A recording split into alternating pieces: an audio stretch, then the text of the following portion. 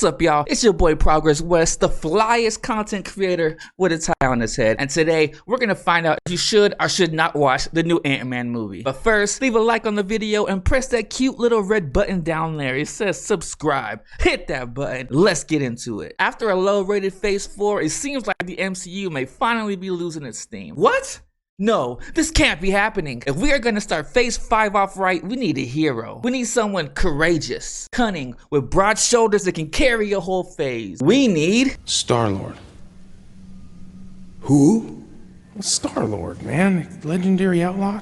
No, not you, Star-Lord. You're the reason Thanos got all the Infinity Stones. You should be ashamed of yourself. I'm talking about our man, Scott Lang, aka the Ant-Man. As a huge Marvel cuckboy shill, I am genetically predisposed to liking Marvel movies. I mean, come on, it's in my DNA. Look at the name of the channel after all. But I've never been an Ant-Man fan. I saw Ant-Man #1 and thought it was okay, but I still haven't seen #2 yet. The trailers never really caught my attention, and shrinking powers are freaking boring. Especially when we have a handsome thunder god and a technological genius that can make a suit In a cave with a box of scraps! The most important part of a hero is the villains he faces, and thankfully this movie gives Ant-Man a foe he cannot defeat in Kang the Conqueror. Let's start off with what I did like, the scenery. There were some really neat looking planets to explore and they went crazy with the creature design, and I found myself genuinely fascinated and excited to see what they would put on screen next. And then I saw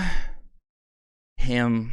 I won't spoil who him is yet, but once I saw him, I could not stop laughing, and it kind of ruined the movie for me. The costumes looked okay, but I was never a fan of the Ant-Man suits. They have always looked so bland next to Iron Man's nano suits and Spider-Man's red and blues. The suits in this movie had the usual Marvel style, where they see how many lines and pads they can add to each costume before it becomes too much. I even got a slight Power Ranger vibe, how the heroes' costumes all look the same, but just different colors. But with the amazing visuals and all of the interesting locations to feast my eyes on, I found myself not worried too much about what they were wearing, except for Kang. Kang was awesome. They made this goofy Jolly Rancher suit with this huge Lego-shaped head, and they made it intimidating, and that's the biggest compliment I can give this movie. I mean, look at this.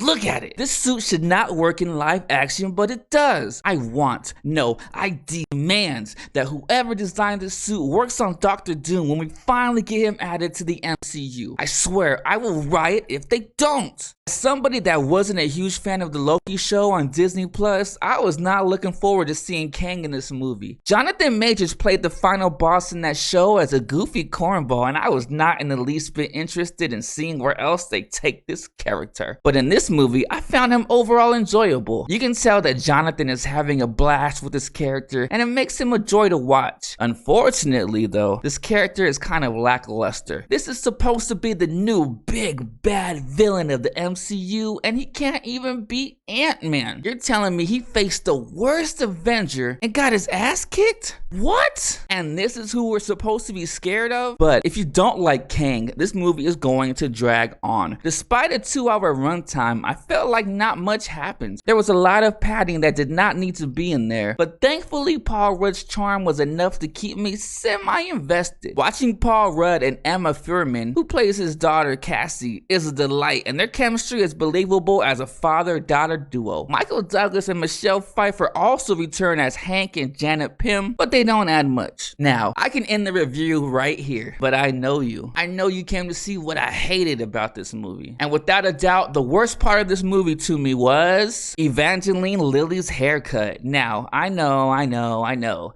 They did this to be comic accurate to the character, but not everyone can pull off the pixie cut, and I found it distracting wondering who okayed this. It's hard to go into details about what I didn't like without getting into spoilers. On screen, you're gonna see a timestamp down below telling you what time the spoiler's in, so if you don't want to be spoiled, click on through to there to see what I rate the movie.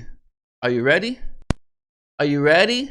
Alright, let's do it. Let's spoil this movie. The characters are the biggest things that hold this movie back from being great. There are so many forced jokes that didn't land and just brought me out of the movie. In one scene, Antman and Cassie are running away from the bad guys while people are literally dying all around them. And guess what they do? They stop to tell jokes about how to throw a punch when you shrink. It is baffling. Call me old-fashioned, but I like when my heroes save people from dying, not sit around joking. Did you guys learn nothing from Batman vs Superman? And Janet, played by Michelle Pfeiffer, oh my gosh, she is the worst.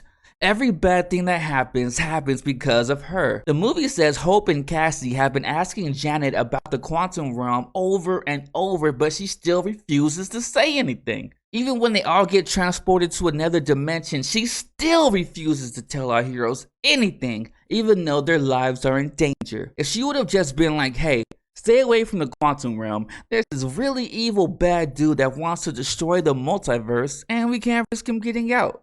There. Boom. None of this would have happened. And Hope, she had zero character development. She was just this regular badass woman hero with no personality that can beat up anyone. And the heist scene where Scott tries to steal this device drags on for far too long. And I am so freaking tired of this Baskin-Robbins bullshit. It was funny the first movie, but it's freaking old. Stop with the Baskin-Robbins. Stop it. Stop it now. But hands down, the worst character I have ever seen in any movie ever is MODOK.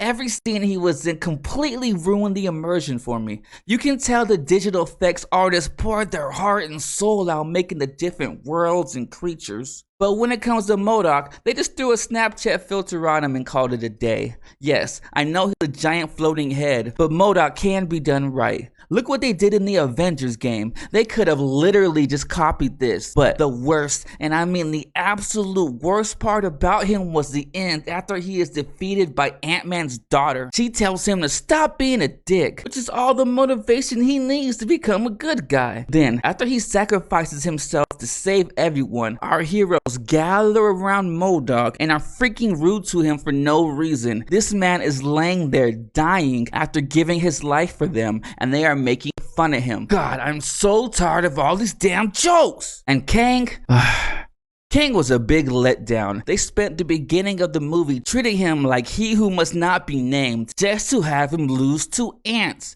To freaking ants. This is supposed to be the baddest of the baddest, the new Thanos, and not only does he not have the intimidation factor of Thanos, but he doesn't seem very smart. When Janet discovers he is a villain and asks him about it, he just admits it. Like, oops, you got me. I'm really a bad guy. Tee-hee. He could have at least tried to lie or something, but the biggest letdown with Kang was the end credits scene. Here, we see a room full of Kangs, and it just reminds me of the sanctuary of Ricks from Rick and Morty. They have a lizard Kang, an Egyptian Kang, a blue-faced Kang. They have every kind of Kang there is, and they are just all screaming at each other like coked out baboons. It is so off-putting and took away from any excitement I had left over for this character. Overall, there is not much to love or hate about this movie because nothing really happens. Marvel played this movie extremely safe, but I still had a good time watching it, even through all of the plot holes. But that's not what you're here for. You want to know if you should watch this movie, and I say yes. If you are a big MCU fan, this movie gives you more of what you love and will be pretty enjoyable. But if you want something with more depth and intelligent characters, you might want to sit this one out. When it comes to Ant-Man and the Wasp Quantumania, I give this movie a 6 out of 10.